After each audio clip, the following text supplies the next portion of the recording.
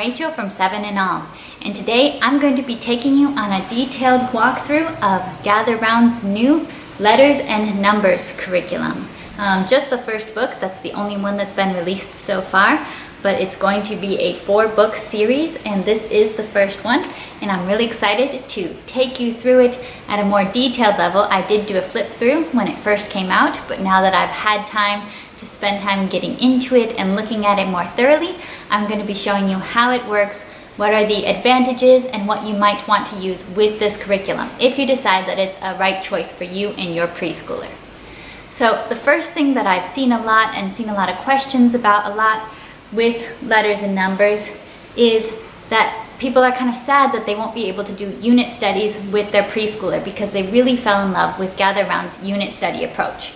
And what I would say to that is actually Letters and Sounds still is a unit study. It has a whole topic throughout the whole book that ties everything in together. So the topic of Letters and Numbers is forest, the forest and forest animals.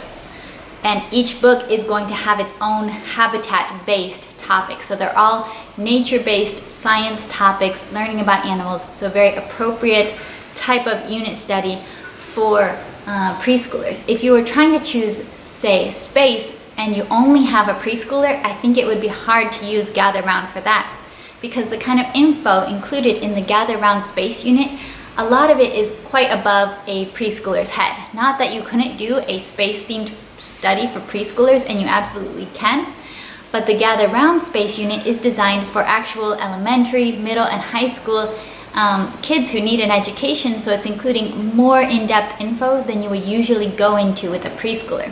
So with Letters and Numbers, you still get the Gather Round unit study, you get the beautiful books, but it's targeted specifically at information that is appropriate to a preschooler and their level of development right now.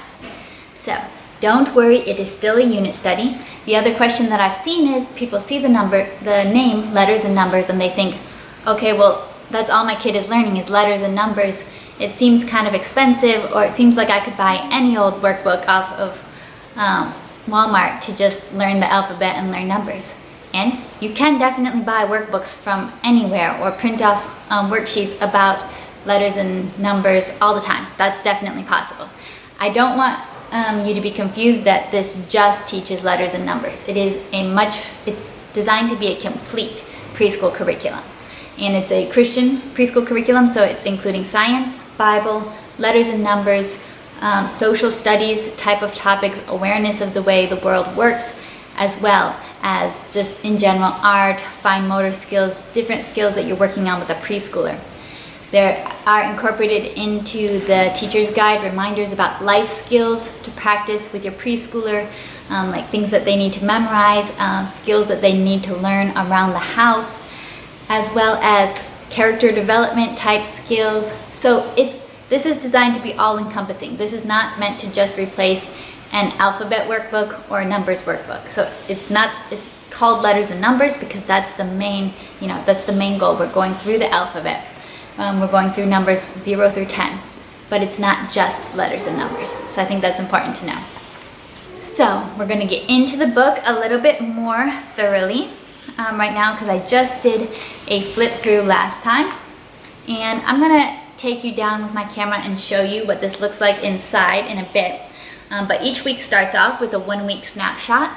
And I do really recommend reading the information here for yourself so that you can prepare for the week and you know kind of why are we covering this, or why is this skill important that the child is working on in the student notebook.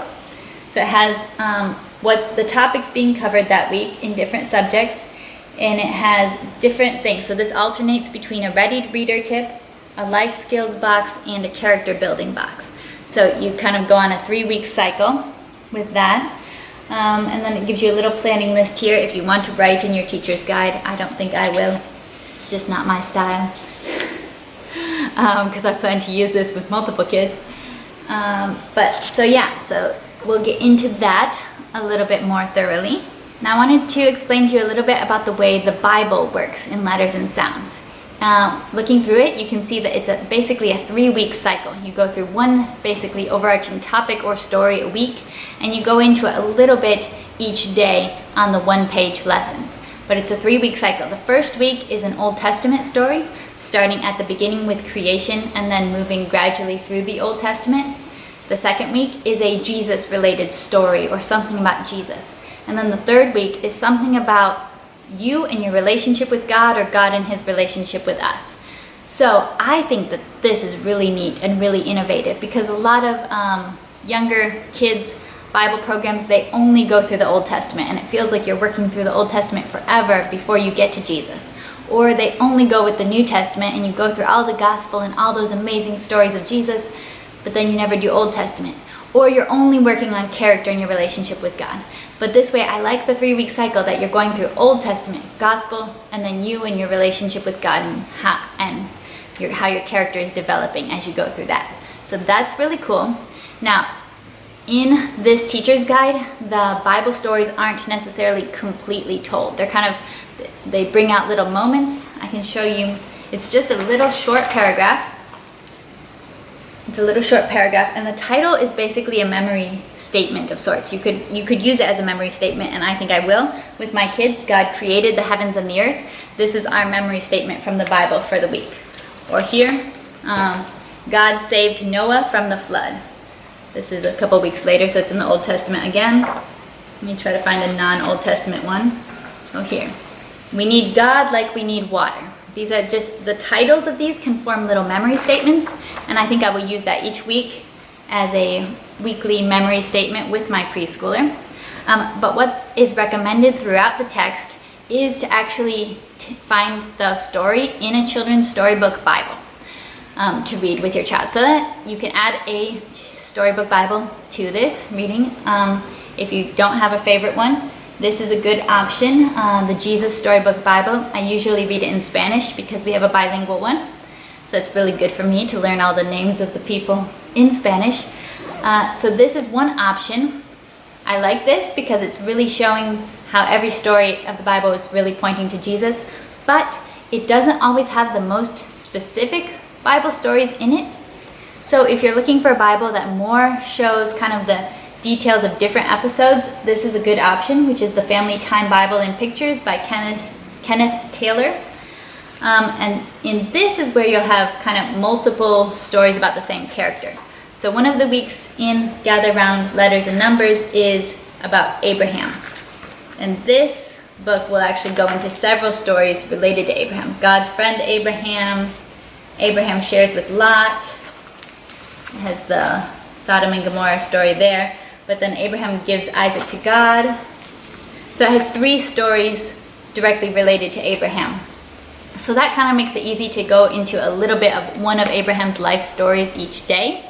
And I do like that. I'll link both of these below if you think one of these might be a good option if you're looking for a storybook Bible to add to your routine with your preschooler. Next, science. So all of the topics for science are all forest animals. We've got all sorts. I think everybody knows about the fox and the wolf because that's what the book starts with. But these are all forest animals. We've got gopher, skunk, acorn, woodpecker, puma, bear, lynx,